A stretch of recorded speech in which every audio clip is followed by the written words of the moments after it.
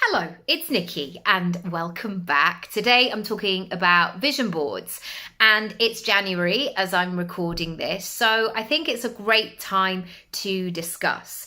Now, I am a huge fan of vision boards. I love them because I'm a visual person.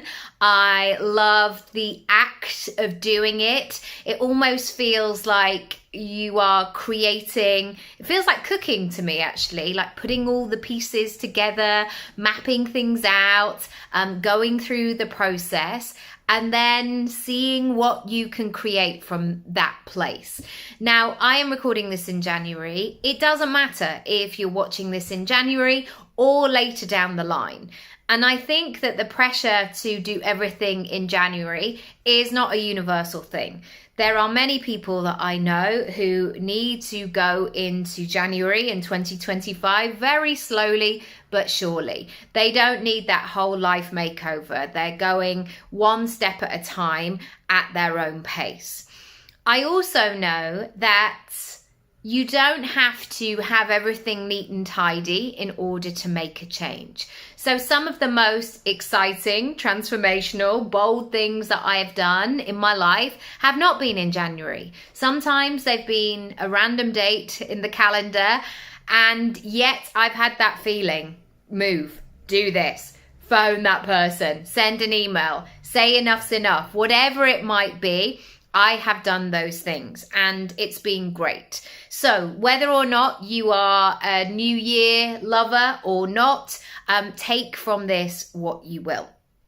Now, the thing with vision boards is they are highly effective if they are personal. And this is the piece that often workshops or facilitators miss out. And I have been hired so many times over the years to go in as a guest expert and host these workshops. And the company that I've gone in and worked with, they've got loads of magazines, they've got pens and paper and loads of really pleasing stationery. And that's been great. And actually over the years, I found the act of hosting these workshops much more effective, perhaps, than when I do it myself. And something was missing for me. And here is the missing piece that I want to share with you. When you set goals, they have to connect with you. They have to land with you. They have to be really, really personal in order to bring them to life. And especially at this time of year, you will hear so many people saying these blanket phrases of this year is going to be my year, or this is the year that everything is going to change, or I just want to be a bit happier this year. I want a bit more work-life balance this year. And what they do is they create a title, but they don't explain what it is. And so they might go along to a vision board workshop and begin to think, well, yeah, I'd like to go on a holiday and there's a nice picture of a beach and I don't really know where it is, but yeah, I'll cut that picture out of a beach and stick it on the board. Now, on one hand, that is a great first step. But I know, and you know, that we want to go a little bit deeper here. So today I want to share with you something that I have been doing. I've also done it with my kids and they've really enjoyed it. And it's so interesting when you look back on it and you go, wow, yep, there are their personalities right there. I've done things slightly different this year. So what I have done is a digital version. Now, first and foremost, I like this digital version because I can edit it and I can work with it. I can curate it. I can take pieces out. I can add things in.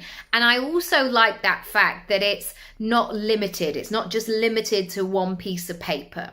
And so what I've done within Canva, one of my favorite online places, is I've created a document and I've pulled over one of their templates with their photo galleries. And I think I've got about 16 pictures maybe in each. And what I've done on each document is, or each sort of slide of it, it's almost like a deck. I've labeled it something specific to me.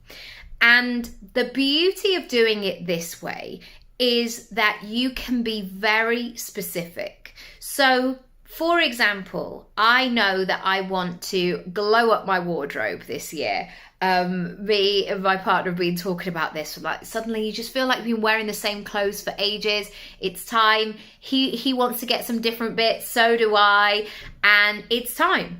And so instead of just writing clothes, for example, I've taken that time and thought, what actually are the trainers that I want to buy? When I'm thinking about my next handbag that I carry around, because I'm out of the, with kids with nappies and spare clothes and milk and all of that sort of stuff, I'm out of there now. So I've got a bit more flexibility, which is a fun place to be. I am now seeking out specific examples of what I want. So when I'm uploading the photos and when I'm dragging them across, every single thing I'm going, oh, this feels really good. And likewise, if I put something on that's a bit random or it's a bit of a sort of stock photo, like, oh yeah, I haven't quite figured out what that is. Actually, what happens when I see it within the image is it's easy for me to pull it out and go, no, that's not right. That's not the one. That's not going to work with all of the things. Almost like you were creating a mood board for some kind of scheme for your house. You'd be thinking, well, I like the color of that wall. That paint's great. I've got that lovely brown chair that I want to bring in. This is what I'm thinking about for the sofa or the cushions or whatever. And then maybe you've got this random piece of furniture and you're like, yes, but that doesn't fit within there. And so doing it this way makes it so personal. It also encourages you to go deeper. It's easy for anyone just to cut out a picture of a beach and stick it on a piece of paper and go, cool, I'm done. Is it going to arrive? Yeah, I hope so, because I've stuck it on my vision board now. Whereas what happens is if you seek out, for example, a specific beach, somewhere where you really want to go, somewhere where you're connected with, you might stick it on your vision board, and then you might give yourself permission, because it's always about permission and creating a little window of time to go, I wonder how much the flights are for that place. I wonder if I can get a flight from this local airport or if I would have to travel there. I wonder where I would stay. Would I stay in an Airbnb? Would I stay in a self-catering apartment? Would I go to a hotel? Am I looking for a resort? What other things have they got going on there? How much money do I need in order to make this happen?